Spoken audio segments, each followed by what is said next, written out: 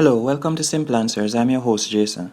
In today's video, I'm going to be showing you how to get customized colors for your widget with the new iOS 14. This will definitely make your phone look way different. As you can see the standard one right here, well, I'm going to be showing you how to get the new one. Okay, first we'll go into the App Store, then you're going to select Color Widgets. Type that in and then you're going to click on Open. As you can see here, that's the one that I'm using now. You can select the sizes that you would like, and you can also change the font, the writing, the size of the font.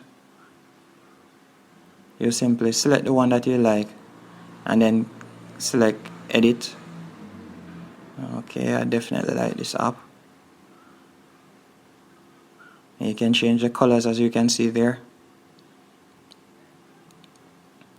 It's really cool, and what I like about it also is it shows the battery percentage.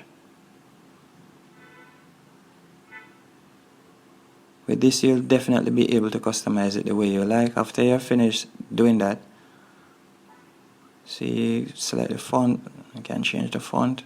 You can also add a background image if you'd like. You can put your own photo there.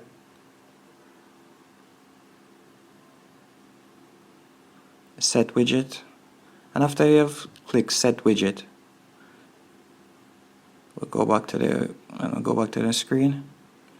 You know that to set up your widget you normally pull down. Let me delete that and remove that widget. Then to put on a new widget now, you click on the top. On my iPhone you'll click on the top left hand corner and there you see come up. Then you press plus and then you can select the widget that you like. I'm going to select that one and then you press done. That's in the top right hand corner.